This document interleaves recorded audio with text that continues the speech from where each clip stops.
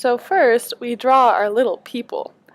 We decided to have them standing about a meter away, which we decided would be our arm's length distance. So, R is 1 meter. Next, we defined their mass as 70 kilograms each, because that's about an average human being.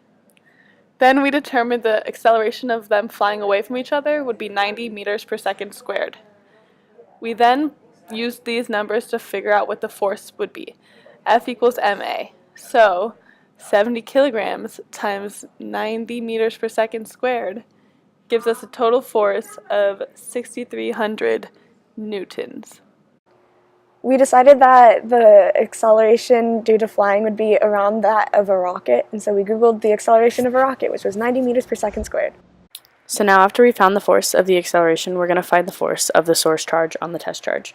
Basically, this equation for force is going to be Ke times Q1 times Q2 over R squared. Now, since we're using a source charge of the electrons in the body and the test charge of the electrons in the body, we can set Q1 and Q2 equal to each other. Thence, the equation becomes Ke times Q squared over R squared. Now, we found the force to be 6,300 newtons, and we are going to set that equal to F, and we're going to solve for the Q squared. Ke is a constant that has a value of 8.99 times 10 to the 9th Newton meters squared over Coulomb squared. So, when we rearrange the equation, we're going to get Q is equal to the square root of force times R squared over Ke. Now, when we replace these variables with the values that they're equivalent to, we get Q is equal to the square root of 6,300 newtons times 1 meter squared over 8.99 times 10 to the 9th Newton meters squared over coulombs. And once we evaluate this, we get it to come out to a Q value of 8.37 times 10 to the negative 4th coulombs.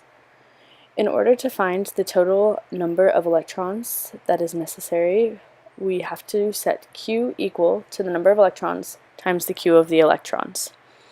And so that is going to give us a number of electrons equal to the Q that we just solved for over Q of electrons. And those values are going to be 8.37 times 10 to the negative 4th coulombs over 1.60 times 10 to the negative 19th coulombs. And when we evaluate that, we are going to find that the number of electrons is going to be 5.23 times 10 to the 15th in order to create a force that will cause the two objects to go flying away from each other.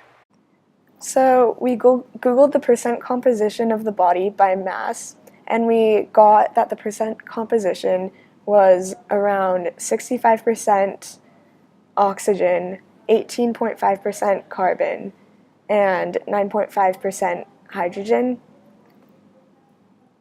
And from that, we got ratios of around 2/3 oxygen to body, around 1/5 carbon to body, and around 1/10 carbon to body.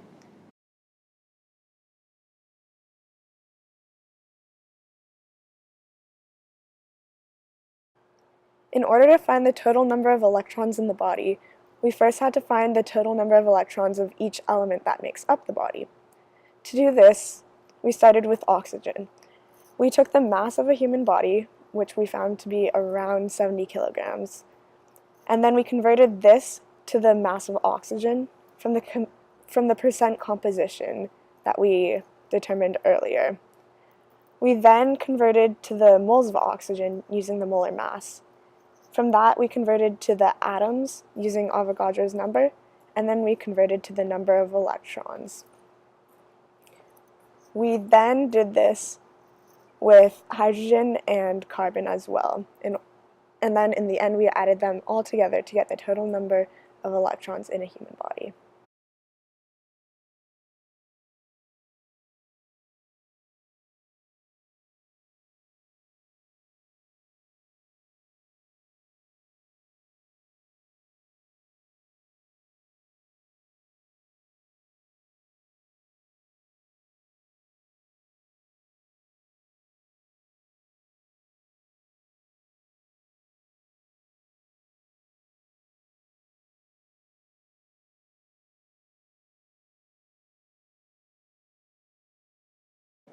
Now we divide the number of total electrons needed to move by the total number of electrons in the human body to find the ratio.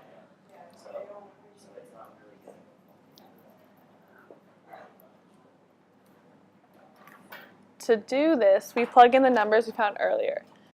So we plug in 5.23 times 10 to the 15th over 2.248 times 10 to the 28th. And then when we simplify, we find that the ratio of electrons is 2.33 times 10 to the negative 13th, which we could just simplify to the power of 10 to the negative 13th as our final answer. Yay!